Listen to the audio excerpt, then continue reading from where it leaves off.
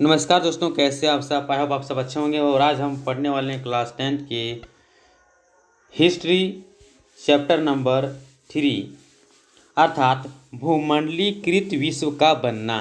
तो दोस्तों, जिससे कि आप देख पा रहे हैं, चाहे एनसीईआरटी बोर्ड से आप पढ़ रहे हैं तो एनसीईआरटी बोर्ड में ये चैप्टर पढ़ना है।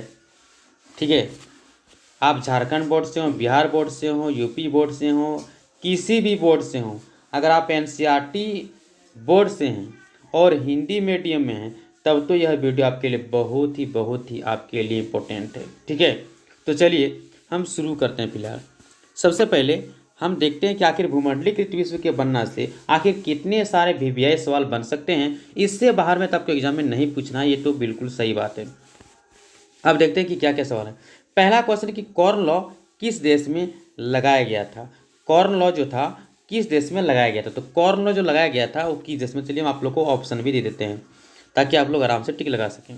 Option number A England, option number B Britain, option number C Africa, option number D Ireland. तो यहाँ आंसर दी गया, कोई दिक्कत नहीं, लेकिन आप लोगों को खुद से मानना था। Option number B is the right answer, अर्थात ब्रिटेन होगा। अब बात करें दोस्तों इसके आगे कि आखिर इसका डिटेल डिस्कशन क्या होगा, तो चलिए एक एक डिटेल डिस्कशन भी कर लेते हैं।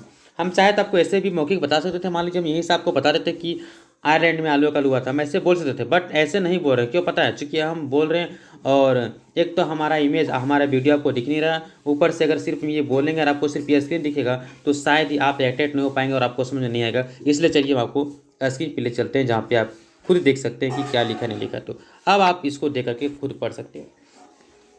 जैसे कि यहाँ पे लिखा है, ऑप्शन नंबर ए की बात करें, ब्रिटेन की सरकार ने भूस्वामियों के दबाव में आकर मक्का के आयात पर पाबंदी लगा दी थी, जिसे कॉर्न लॉ कहा जाता है। दोस्तों, अगर आप किताब नहीं भी पढ़ें, अगर नहीं भी पढ़ें तो कोई दिक्कत नहीं है, लेकिन हम जो क्वेश्चन बता रहे हैं, जो ऑप्शन बता रहे हैं, डिटेल डिस्कशन के माध्यम से आपको पूरा का पूरा बात समझ में आ जाएगा कि क्या ना क्या है।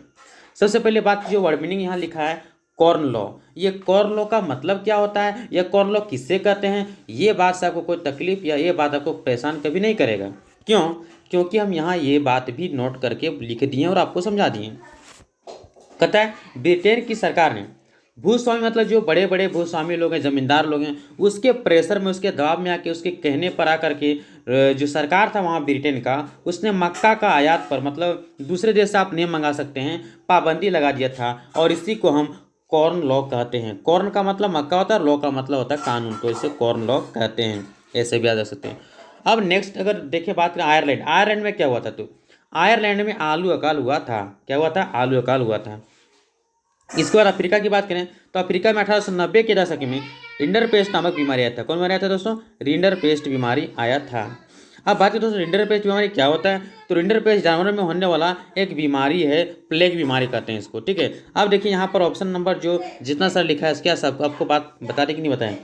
England, Britain, Africa, Ireland. अब यहाँ पे आपको बता दें, आयरलैंड में क्या हुआ था? आलू अकाल पड़ा था। अफ्रीका में क्या हुआ था दोस्तों? तो अफ्रीका में ये हुआ था कि रिंडर पेस्ट। ठीक है, रिंडर पेस्ट नामक बीमारी जो पशु प्लेग बीमारी है, ये फैला था 1890 के दशक में फैला था।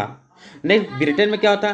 तो ये मक्के के आयात पर अर्थात कॉर्न लॉ कानून लगाया गया था। ये तीनों वीवीआई और वेरी वेरी इंपॉर्टेंट है। नेक्स्ट बात है दोस्तों कि आखिर ये सवाल हो सकता है आपके लिए पूछा जा सकता है, होसे मेला संबंध है, किससे संबंध है? तो त्रिनिदाद से है, गुयाना से है, नेक्स्ट बात करें तो फिजी से है, और इसके बारे में से कोई नहीं है। इसका राइट आंसर क्या होगा? देखिए इसका राइट आंसर त्रिनिदाद होगा। अर्थात आपको हम इसका डिटेल्स से बता देते हैं।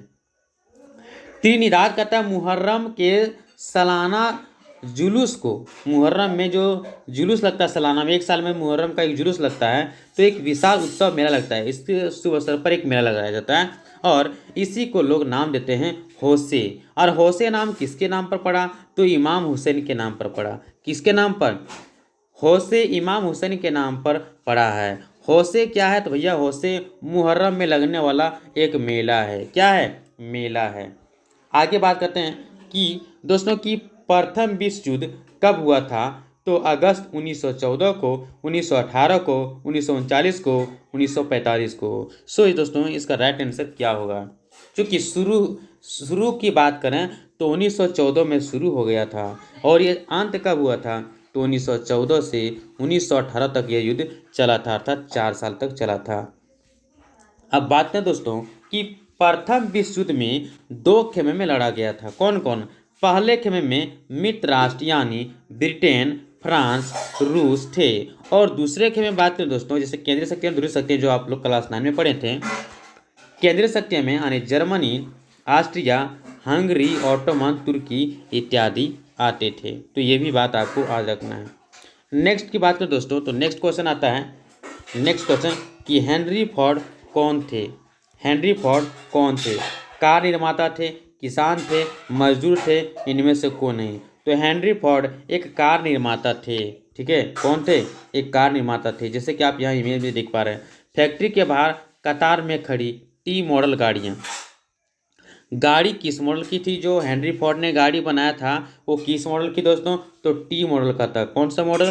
T model. और कतार में लगाया। चूंकि आप यहाँ एक चीज़ देख पा रहे हैं, हेनरी फोर्ड ने जो बनाया था ये लाइन बाय लाइन, अगर एक व्यक्ति को नट कस रहा है, नट अगर कस रहा है तो वो पूरा सिर्फ एक ही काम करेगा, सिर्फ नट कसने का। अगर एक व्यक्ति चक्का को बढ़िया से फिट करा तो वो सिर्फ चक्का ही फिट करेगा। अगर एक व्यक्ति मान लीजिए चक्का खोलने का काम कर रहा है और चेक करने का काम कर रहा है और भी कुछ काम कर रहा है, उसको चेक कर रहा है, तो वो सिर्फ वही काम करेगा। इस प्रकार से कतार में लाइन लगा करके और अलग अलग लोगों द्वारा अलग अलग कार्य एक ही काम दिया जाता था। इससे बहुत काम फास्ट होता था। ठीक है दोस्तों, तो बात करें दोस्तों अगले क्वेश्चन की ओर। तो अगले क्वेश्चन क्या है? महामंदी कब आई थी? महामंदी कब आई थी? 1928, 1920, 1929, 1931 कब आई थी? तो दोस्तों जैसे कि जानते हैं महामंदी 1929 में आया था।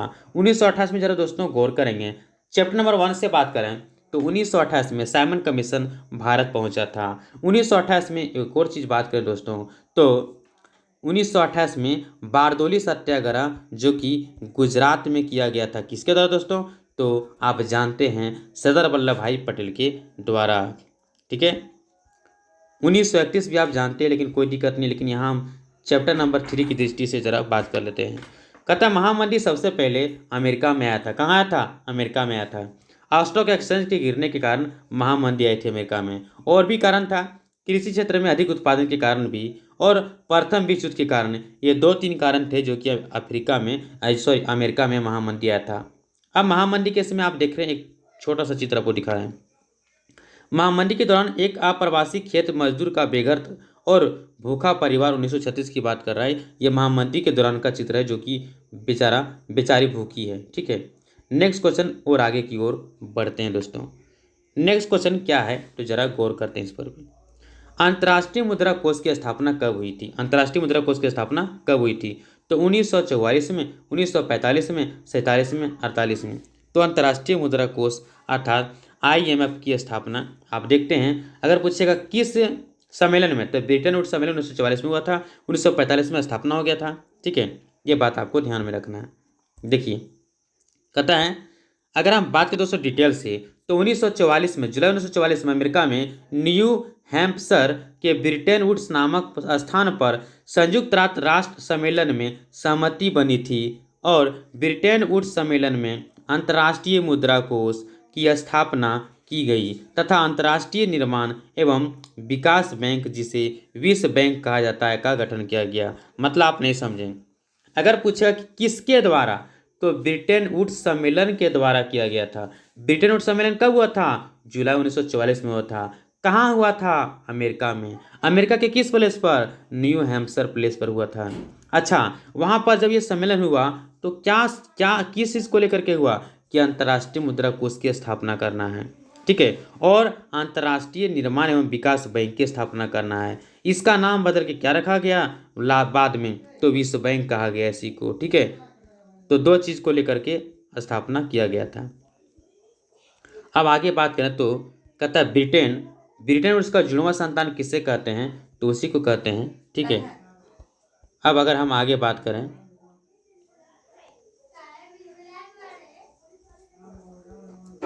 अब यहाँ पर आप चित्र देख पा रहे हैं कि जो ब्रिटेन वुड्स अमेरिका में स्थित है, यह माउंट वाशिंगटन होटल है। ठीक है, ये इसी होटल में सम्मेलन किया गया था, समझिए। अब आगे बात करें, विश्व बैंक और IMF की ने 1947 में औपचारिक रूप से काम करना शुरू किया था। मतलब स्थापना हुआ 45 में, भले काम करना शुरू किया 47 अलग बात है। ठीक है, सम्मेलन कौन था? तो ब्रिटेन वुड्स सम्मेलन 1944 था। ये 3 बात याद तो रखना। नेक्स्ट क्वेश्चन और आगे की ओर बढ़ते हैं। कौन सा देश विश्व बैंक और IMF के किसी भी फैसले को वीटो कर सकता है दोस्तों? America, Bharat, Pakistan and last option इनमें से कौन है? तो इसका राइट आंसर होगा अमेरिका होगा। क्या होगा? अमेरिका होगा। अब बात करें कि वीटो का मतलब क्या होता है, तो वीटो का मतलब यहाँ गलत लिखा गया, वोटो लिखा गया। वोटो मैंने गाड़ी होता है अलग बात है, वीटो होगा, वीटो वीटो होगा। ठीक है, कोई दिक्कत नहीं, मिसप्रिंटिंग से कोई दिक्कत नहीं, मैं पढ़ा रहा हूँ तो मैं आपको बता दे रहा हूँ कि क्या है सही क्या गलत है। इस अधिकार के सहारे एक ही सदस्य की सहमति किसी भी प्रस्ताव को खारिज करने का अधिकार रखता है। मतलब ये कि अगर आपने कोई नियम कानून बनाया है, ठीक है, अगर आपने कोई नियम कानून बनाया है तो इस नियम कानून को समाप्त कर सकता है बस एक व्यक्ति की असहमति के कारण। ठीक है, इसी को कहते हैं वीटो पावर। मतलब आप कितनों आदमी हैं, अगर सभी लोग सहमति कर दें कि ये होना चाहिए होना चाहिए, लेकिन जिसके पास वीटो पावर है अगर वो बोले कि ये नहीं होगा, ये गलत है, तो फिर ये खत्म हो जाएगा, वो एकदम खारिज हो जाएगा प्रस्ताव। ठीक है, तो इस प्रकार से यह चैप्टर समाप्त हुआ। अब हम लोग मिलेंगे नेक्स्ट वीडियो में नेक्स्ट चैप्टर नए चैप्टर के साथ। तब तक के लिए बाय बाय। लेकिन उससे पहले आपको बता दूं कि जो यह वीडियो आपको चैप्टर वाइज जो मिल रहा है, इसके लिए आपको कुछ भी नहीं करना है, थोड़ा सा मेहनत करना है, अपने दोस्तों को रिसरी शेयर करना है, फेसबुक में, व्हाट्सअप में, इंस्टाग्राम में, कहीं भी आप इसको शेयर कीजिए। इतना शेयर करो कि आपके दोस्त के दोस्तों के दोस्तों के दोस्तों के पास से पहुँच जाए, और इस प्रकार से अधिक लोगों तक अधिक लोग जब देखेंगे तो वीडियो बनाने में हमें भी अच्छा लगेगा। तो आप हमारे चैनल को सपोर्ट जरूर करें। मिलते हैं नेक्स्ट वीडियो, तब तक के लिए धन्यवाद।